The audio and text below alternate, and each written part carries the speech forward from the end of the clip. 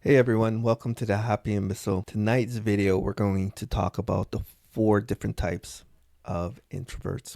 I thought it would be an interesting topic because a few weeks ago when I started doing this topic about scenarios involving introverts, I discovered that there was four different types of introverts.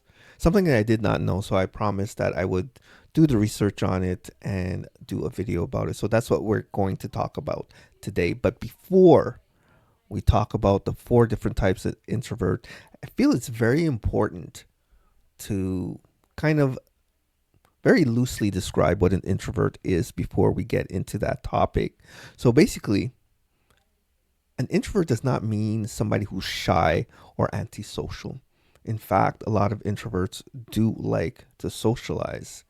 It's not only how the socialization is done, but more importantly, what differentiates an introvert from an extrovert is how they feel after a socialization, some sort of interaction with other people. Whereas extroverts tend to feed off of that and feel rejuvenated after such an experience. Introverts tend to feel drained. They will have enjoyed the experience, but at the end of it, they do need to spend some time to themselves to recuperate from that experience. So that is a very general way to look at introverts and extroverts.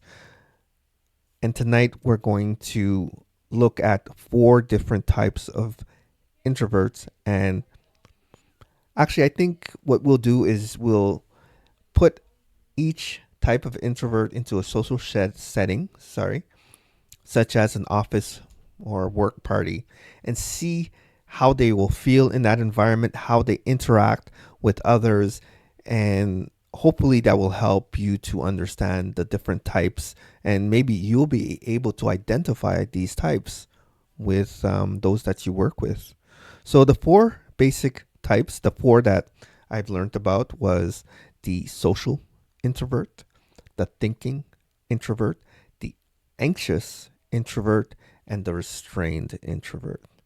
So we're going to start with the social introvert. And I know for many that may seem like an oxymoron, like two opposites coming together, but again, based on the definition that I gave earlier, that is not really the case. So it is very, very possible to be a social introvert.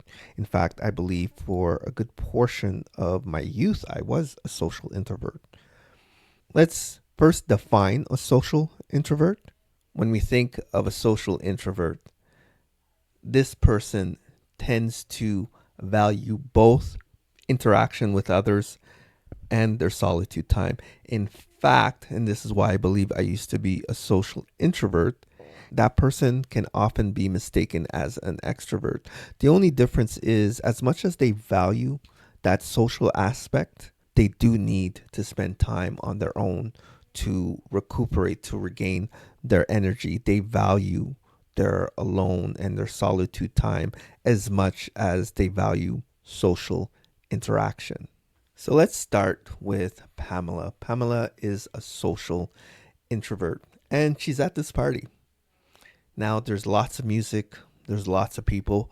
People are in groups, they're hanging out in like groups of 5, 10, 15, and they're interacting, they're talking. You can see some groups, they're boisterous, some of them are dancing. Music is just really loud. And you know what? For Pamela, it's a little bit overwhelming. She's looking around, wondering if she will join a group of people to talk to, but she notices how they're talking over each other and is not really feeling comfortable. Out of the corner of her eye, she caught Tiffany, the office secretary, that kind of smiled at her. She doesn't keep the eye contact for too long. She continues to look around the room and she's wondering if, you know what, she's probably just going to go home and relax. She knows of a good movie that she wants to watch. She hasn't seen in a while, and she'd like to revisit that and just spend some time alone until she feels a tap on her shoulder. And guess who it is? It's Tiffany. So Tiffany walked up to her just to say hi. But Tiffany's smart. She's not the type to give chit chat to say hi just to say hi for no reason. She came over with a purpose. She asked Pamela, "Hey, Pamela, would you like to sit down with me? I really need to pick your brain about something." Huh. Pamela is intrigued. So because she has this desire for social interaction, she agrees. So she goes over, they sit down, and Tiffany mentions how she noticed that Pamela was reading The Three Body Problem. And Tiffany said that she read the series, she loved it, and she had a few questions about it that she did not understand. Oh, now Pamela is excited. This is something that she can dig her teeth into, that they have in common, that they could talk about. So they start to develop a long conversation about not only that book, but the whole trilogies, their thoughts, how it made them feel, etc., etc., etc. And by the end of the night, Pamela is elated. They exchange numbers because there's some other books that they feel that they can spend some time to talking about together. And that's the end of the party. Pamela leaves happy. She still needs to get home and have that time to unwind and disconnect and rejuvenate. But you know what? For Pamela, in Tiffany, she almost feels like she's just made a new best friend. And that kind of highlights what a social introvert interaction would be like at an office work party. Sorry, I had to pause the video and adjust my chair. I was getting so uncomfortable. Anyway, so we just finished talking about Pamela and the social introvert. Now we're going to take a moment to talk about the thinking introvert. As the name implies, a thinking introvert prioritizes thought and introspection over social events and socializing with others. A thinking introvert will derive their energy from introspection. They prefer internal processing to external stimulation. A thinking introvert tends to prefer introspection and solitude. So this is the type of person that is stimulated by thinking deeply and thinking grandiose thoughts. And maybe those thoughts are not so grandiose. They might think it is, but it's just them. I guess the best way to explain it, because I actually believe that's where I'm at in my life now, is living inside your head. So they may have social interaction. They may not have the same level of anxiety towards it as, say, an anxious introvert or a restrained introvert, but they're not as open as a social introvert. An example of this, again, we'll go back to the whole party scenario. Let's talk about Tom. Tom is the thinking introvert. And as you can imagine, just like Pamela, he's overwhelmed by all the goings-ons of this party. He's noticing the different groups. He's literally analyzing each individual in those social gatherings, those little groups here and there. And he's creating a story about each person in his head, maybe even giving them a backstory, whether he knows them or not. And he's finding different reasons why, you know what, this is not going to work. He's thinking he's going to go home. As he's about to turn around, he feels a tap on his shoulder, and it's Frank. Frank's well dressed, nice shoes, nice shirt, great slacks. I said slacks. I can't believe I said slacks. Anyways, nice pair of pants, groomed very nicely, and he even has a book. Tom thinks to himself, who goes to a party with a book? But he notices, he starts to read the title on the book, and the title of the book is The Dark Forest. So instantly, Tom's mind is like intrigued. So Frank, who tapped him on the shoulder, is like, "Hey Tom, how you doing?" Frank's like, "Oh no, it's going to be this little chit chat." But it's not. Once Tom responds that he's doing okay, he was thinking about leaving, Frank is like, no, don't leave. Come with me. I want to talk about this book that I've just read. It's an awesome book. And I know you read the series because I've seen you with the previous book. So I wanted to debate with you about some theories about that I have about the book. So now Tom is intrigued because he knows and he feels that he's about to enter a nice intellectual conversation. It won't be chit chat, it'll be an actually intriguing conversation that he could learn something from, possibly, and share his own thoughts and his own insights. Because Tom appreciates other people's deep thoughts and he likes to share his own. Unlike the social introvert, the thinking introvert does not look for social interaction. However, if the social interaction is worth it, he will or she will engage in that type of interaction. It just has to be meaningful and, as is implied in the name, a thoughtful one.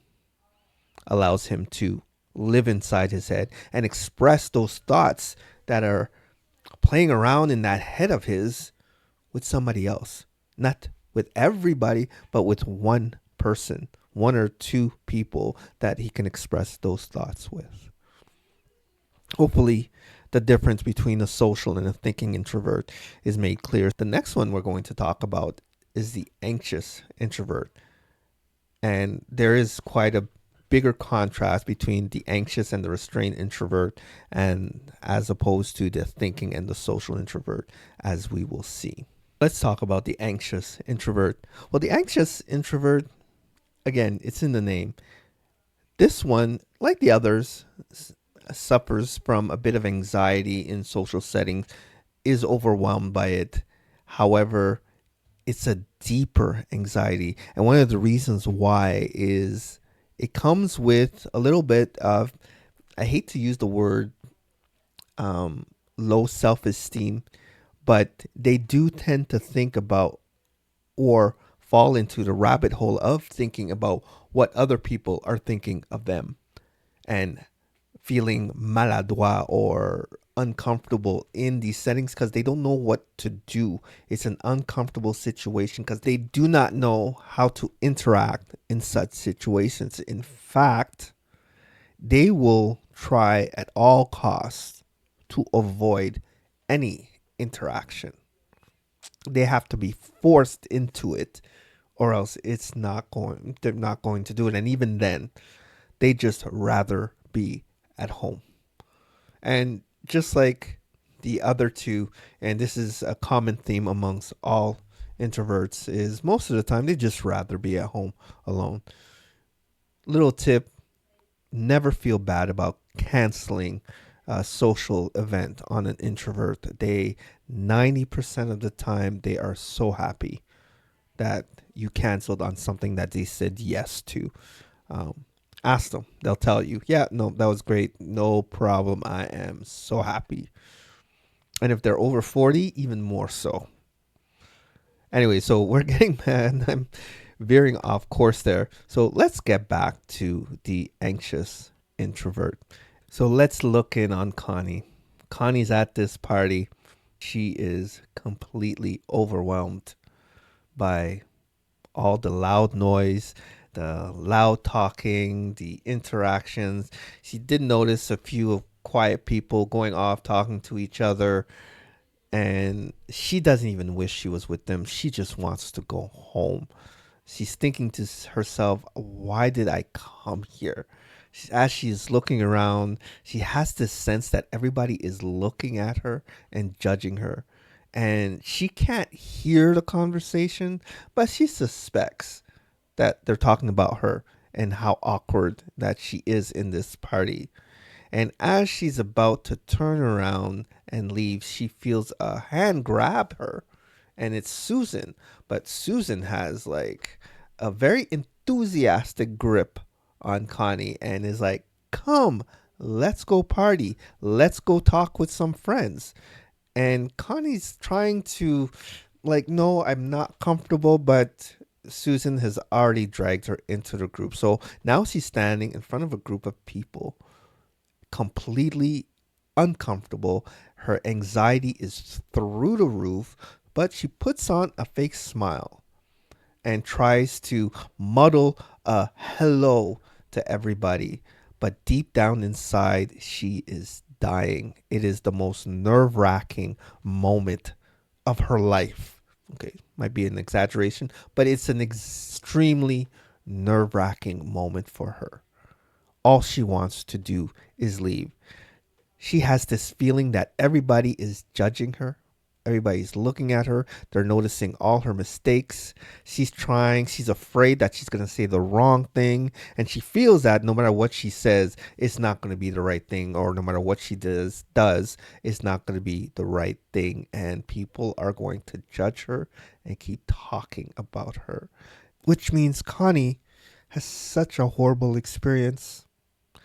She can't wait till it's done. She just wants to go home. She feels that she will always be an outcast because of her anxious nature, being an anxious introvert. So I don't know if you notice the difference between the anxious introvert and the thinking and the social introvert. The first two will engage and can engage and actually enjoy that engagement depending on the circumstances of that engagement, whereas the anxious introvert just rather be home. That kind of engagement is too much for them, especially in that setting. It doesn't mean that they can't have friends on a one-to-one basis, or they don't socialize with other people. They're not antisocial.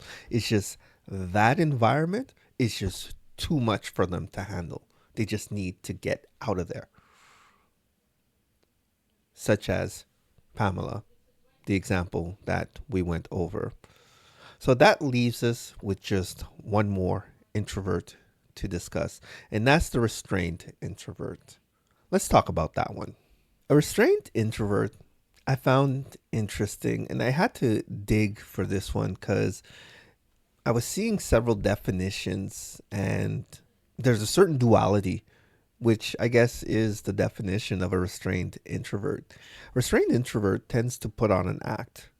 Just like the other three introverts, big social gatherings is not for them. Interaction within those gatherings, this is where the act comes in.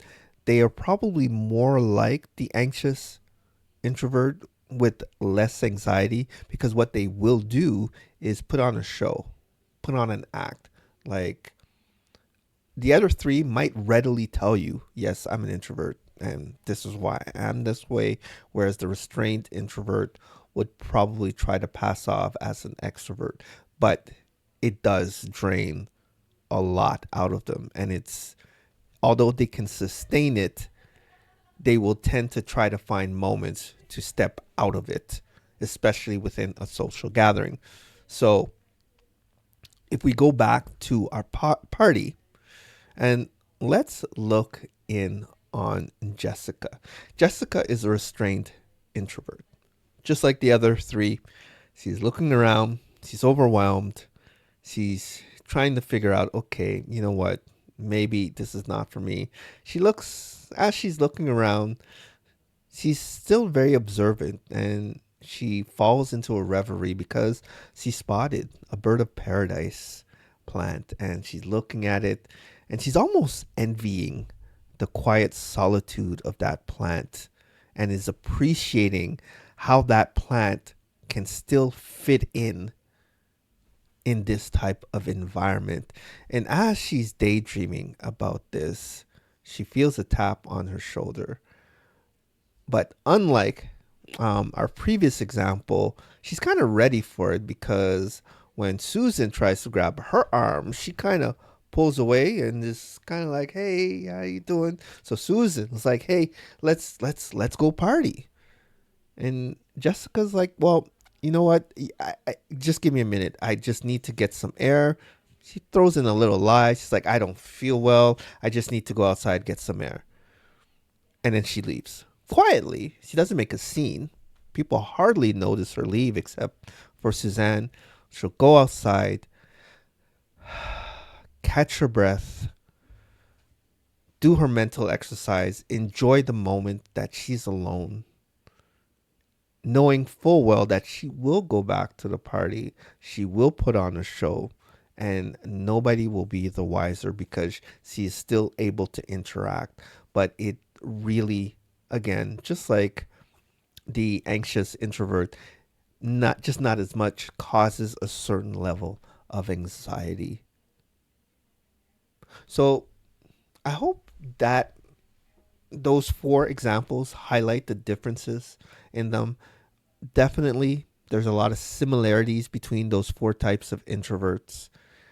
However, the way they interact in, especially in social gatherings and social events, differs. But the result for all four of them is the same. By the end of it, they're drained. Once again, it's very important to highlight that they do socialize. They do value meaningful interactions with other people. I think as humans, there's very few people that don't like any form of interaction with others. Yeah, we hear people say it all the time. I hate people. I dare say normal people don't hate everyone. There's at least one or two. There may not be a lot of people that they do like, they do enjoy being around. And that's just the way we're made as humans. It's just what is the result of that interaction? How do we seek it out? What context? So I lost you guys there for a moment. This whole YouTube video creation thing is still new to me. And this is a 4 year old laptop, and connecting the camera, the microphone, and multiple screens is too much for the laptop. Well, what I mean is I couldn't plug the power and the laptop died. So I just came back to finish off the video with the little battery power that I have left. Hopefully these explanations of the four different types of introverts was helpful. Help you to identify them in the people you meet or you work with or you interact with, and have a better idea on how to engage with them. So hopefully you like this video. I have some other videos talking about introversion. Please go and check them out. Hit like and subscribe if this video was in any which way helpful. And thank you for watching this long. Have a great evening or day. I don't know when you're watching this. Enjoy. See you next time.